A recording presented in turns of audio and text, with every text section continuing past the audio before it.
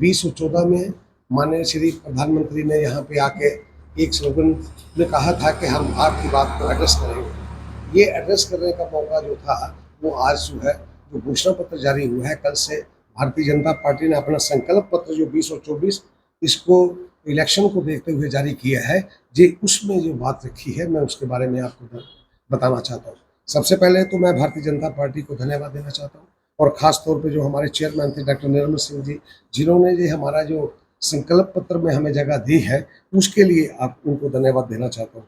अगर मैं ज़्यादा घुमा के बात ना करूँ और इसी तरीके से बात करूँ, ये संकल्प पत्र जो था इसमें कुछ बिंदु थे कि जिस पे बात होनी थी।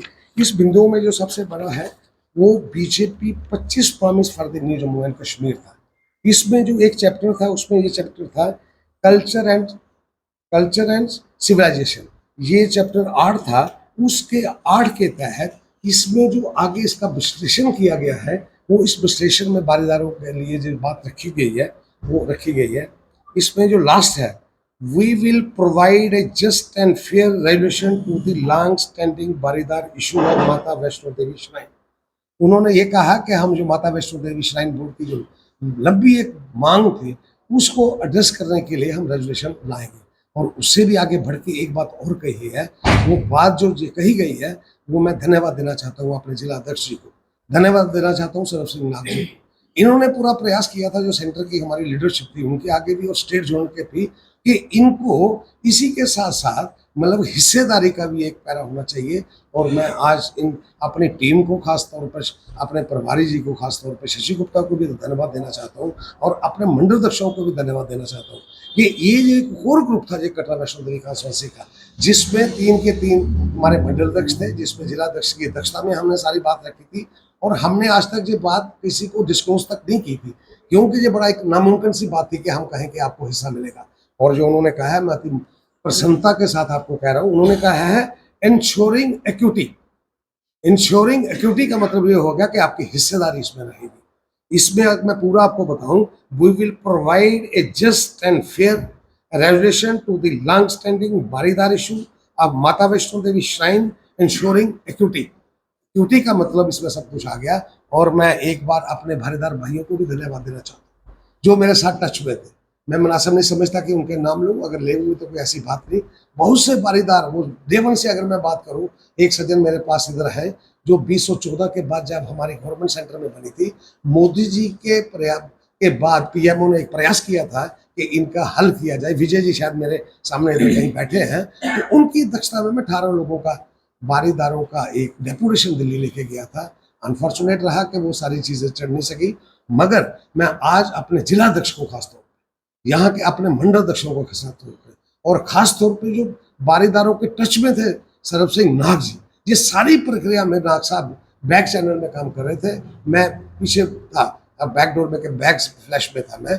और मैं आज अति प्रसन्न है हम सारी भारतीय जनता पार्टी यूनिट कि ये सेंटर ने जो हमारी डिमांड थी उसको माना है। इसी के साथ साथ मैं अपने प्यारे भाई मतलब के बारीदार बहनों को, भाइयों को और ख़ास तौर पर मतलब के दोनों कम्युनिटियों को, उसमें बारीदार कम्युनिटी में ब्राह्मण्स भी हैं और राजपूत भी हैं, उनको ये मैसेज भी देना चाहता हूँ कि आपने जो कैंडिडेट खड़ा किया है कृपया उसको विड्रा करें। एक मैसेज जो है वो डिलीट ना हो पाए, ये हमें और ताकत मिलेगी। और ये प्रेस वार्ता करने से पहले मैंने अपनी हाईकमान खास तौर पर तरुण चिक जी जो हमारे जनरल सेक्रेटरी हैं ऑल इंडिया लेवल पे, और अशोक कोल जी जो हमारे मतलब प्रदेश के जनरल सेक्रेटरी हैं, उनको कहने, उनसे पूछने के बाद, उनको मशवरा करने के बाद ये बात मैं आपके माध्यम से मतलब के बारीदार फैमिलीज को, बारीदार कम्युनिटीज़ के हर मतलब उनको रख रहा हूँ कि वो फौरी तौर पे हमारी इस अपील जो हम कर रहे हैं कि बारीदारों ने जो कैंडिडेट आपने फील्ड किया है उसको वो विड्रा करें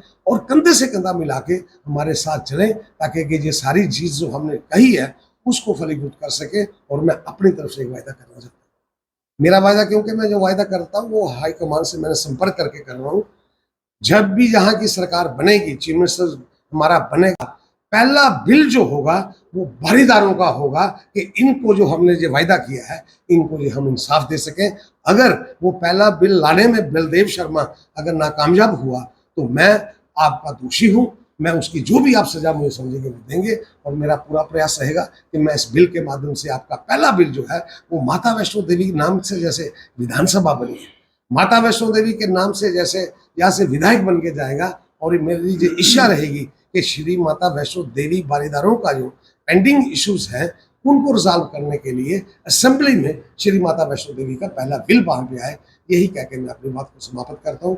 आपका बहुत बहुत धन्यवाद। वो जो श्याम सिंह जी हैं, मैंने नाम भी ले लिया, आपने ले लिया, तो वो मैं नहीं कह सकता कि वो कितना फर्क था कितना नहीं था।